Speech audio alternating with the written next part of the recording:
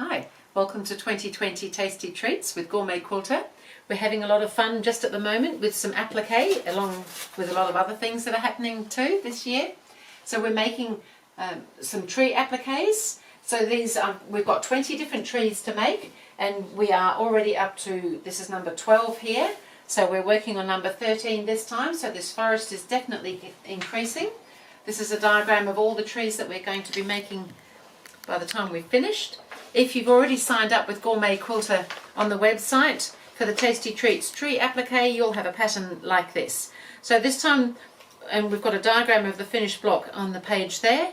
So this particular block, which is tree number 13, is quite a busy little tree block. It's kind of like a timber tree with leaves and things. It's just probably a little bit harder to put, I don't know about hard, but slower to put together.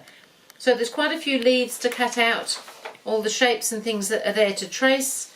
So I've already cut all mine out, and as you can see I've already started positioning mine, but I haven't finished because I wanted to show you how I was doing that.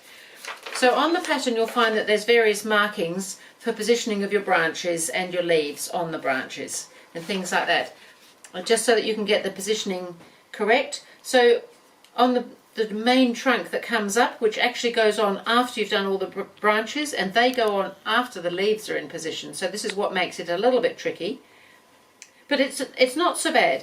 So what I've done initially is I've done a finger pressed fold on my block there. I won't pick it up just now because these bits are just sitting. And then I've just positioned the wrong side, so the fabric is still attached to the paper backing, and I've just positioned that so that it's sitting about ½ inch up, because we're taking ½ inch away, and so that we can see where the branches are going to sit.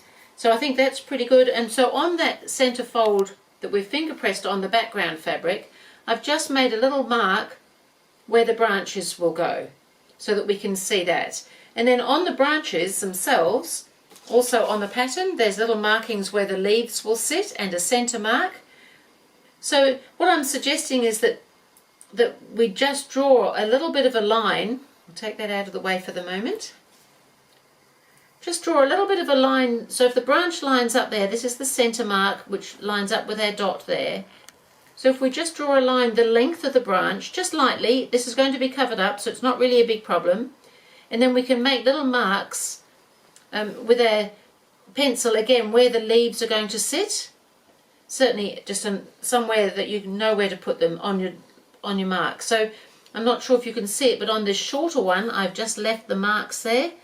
So that was my centre marking just there, and then I've made a little dot where the leaves are going to sit along the little line that I've drawn that's the same length as my branch.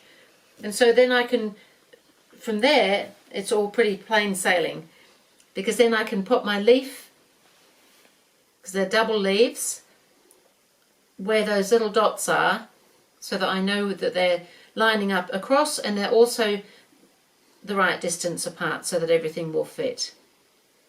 And because I'm using steamer seam, which is a little bit adhesive, when I take the paper off, that also is helping them sit there. However, if you don't have that product, you can still do this. Just be sure that they're in the right place before you actually heat set them. And that one's just going to go there.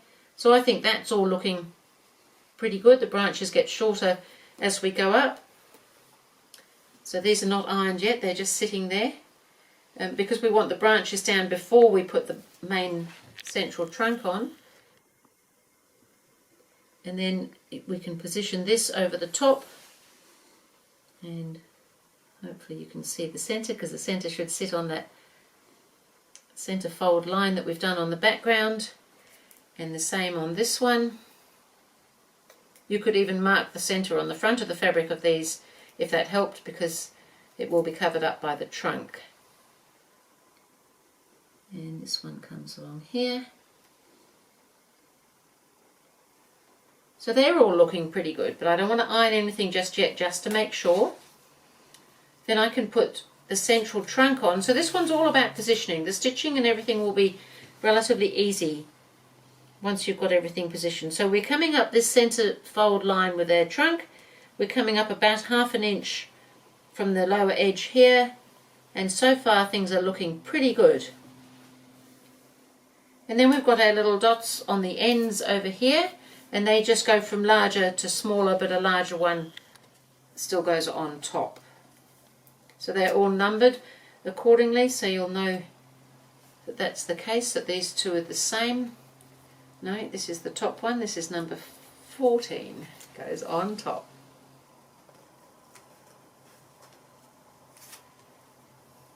So they're the same numbers either side on the pattern. They just step in and as they go up and down in size as they go up. So I think if you just make those little light pencil marks on your background, you won't have any trouble at all positioning all this, because all those markings are on the pattern.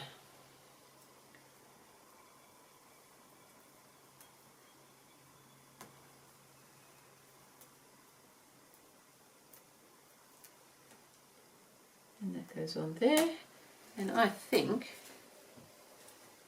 guess you can't really tell me what you think.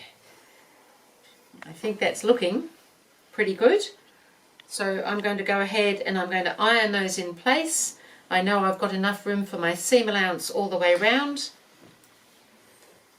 They're there to stay once you iron them.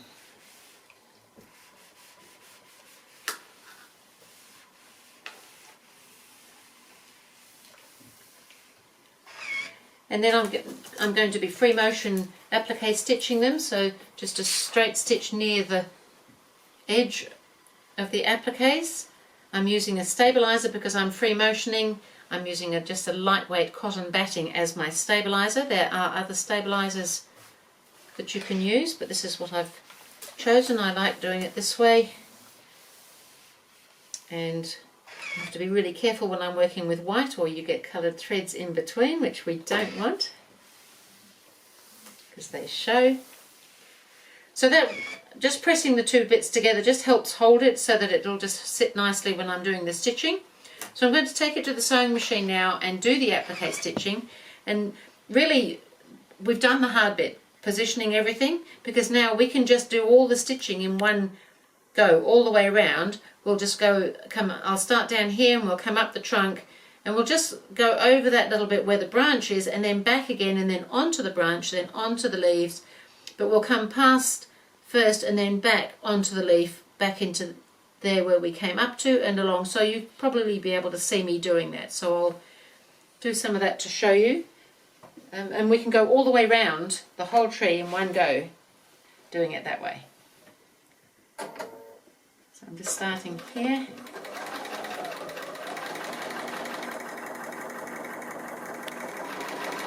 So I'm just going to go up just past the branch bit, then back again over the branch, so that I'm lined up ready to come now onto the branch, onto the lower edge. Same thing, I'm going to go past the bit of the start of the leaf, come back to the start of the leaf so that I'm ready to come out onto the leaf. When I come back in, I'm now going to meet up with that stitching. So forward, over the leaf, back up, onto the leaf.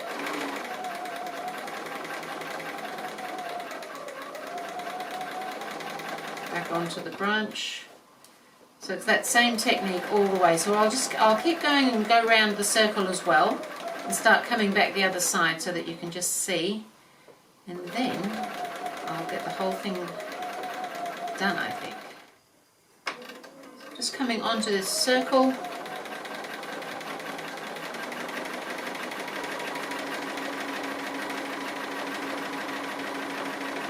So just take your time when you're doing something like this. It's quite a lot of fiddly little bits, but so I'm just going to back up a little bit on that circle now so that I'm lined up ready to come onto the branch again and come along. I'm going to go past the edge of the leaf, back up, and I'm going to come around the leaf. So you can see there's a sort of rhythm that you can get into doing this, and so I'll just continue on in that same manner now, and I'll catch up with you when I'm getting to the other end. So I'm just coming along the last lower branch now. I've done all the other branches and leaves all in one go. Kind of therapeutic really, just sitting, stitching away.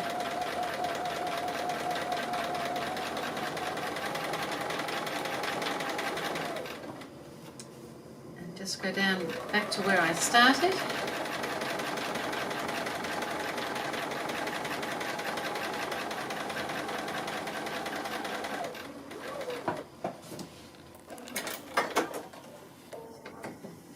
And I'm pretty happy with that. I'm just going to give it a quick press.